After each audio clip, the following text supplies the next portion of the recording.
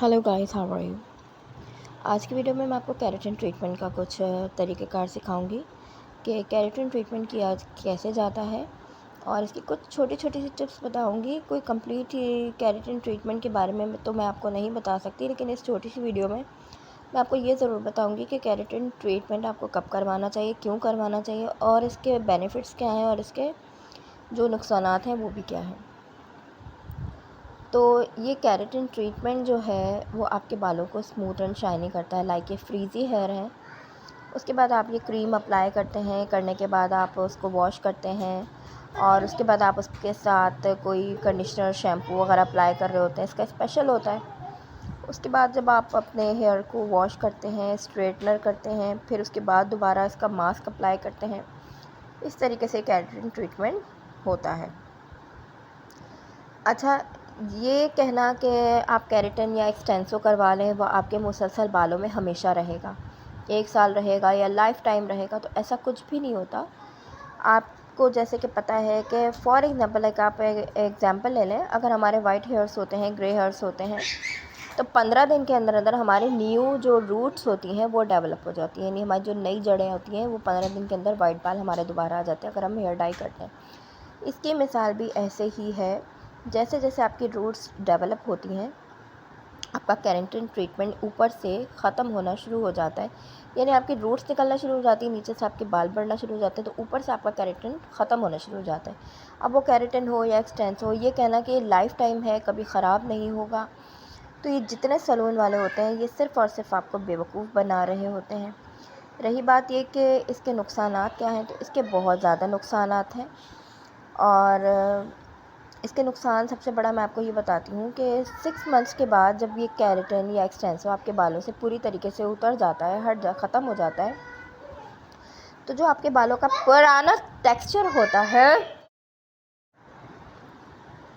तो इसकी केयर भी बहुत ज़्यादा है, और इसके स्पेशल शैम्पूज़ होते हैं। अगर हम केराटिन करवा लेते हैं तो उसके बाद जो इसके शैम्पूज़ होते हैं वो ही बहुत ज़्यादा एक्सपेंसिव होते हैं, केयर बहुत होती है। मैं ये नहीं कहती आप नहीं करवाएं, आप ज़रूर करवाएं, लेकिन अगर आप ऑयलिंग कर सकते हैं मुसलसल और इसकी केयर कर सकते हैं, और 1 ईयरली आप करवा सकते हैं ये, क्योंकि ये एक दफ़ा करवाने के बाद मज़ीद आपके बाल बहुत ज़्यादा, अगर आप केयर नहीं करती तो आपके बालों का टेक्सचर बहुत बहुत ज़्यादा एक्स्ट्रॉर्डिनरी ख़राब हो जाता है, फ्रीज़ी पहले से ज़्यादा हो जाते हैं।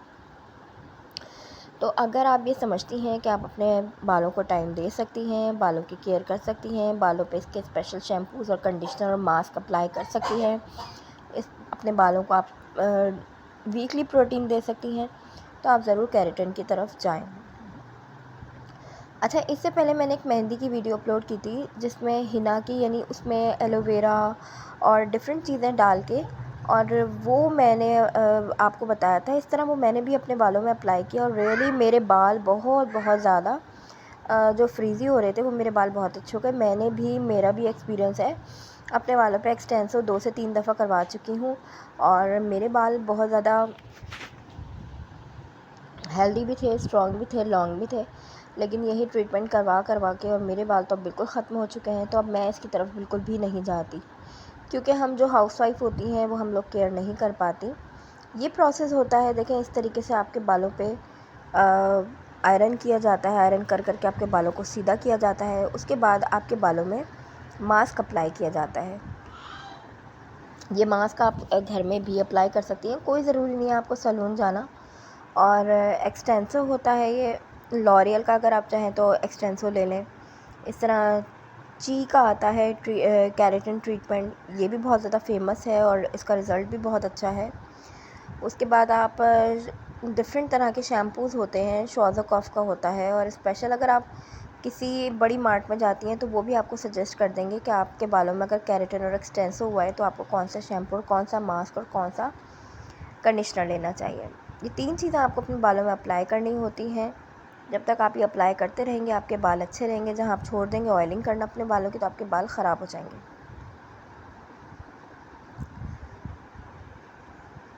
इसके बाद ये इस तरीके से वॉश किया जाता है, आपके बालों को वॉश करने के बाद हेयर मास्क वगैरह लगाए जाते हैं, ड्राई किया जाता है। तो ये ट्रीटमेंट होता है, इसके बारे में मैंने आपको डिटेल बता दी है। इसको करना कोई बहुत ज़्यादा डिफ़िकल्ट तो नहीं है। लेकिन हो सके तो अवॉइड करें और अपने बालों को कंडीशनर करें, दूसरी तरीके से अपने बालों की केयर करें। बहुत ज़्यादा चीज़ें होती हैं, जो सबसे अच्छी जो मैं आपको बता रही हूँ वो मैं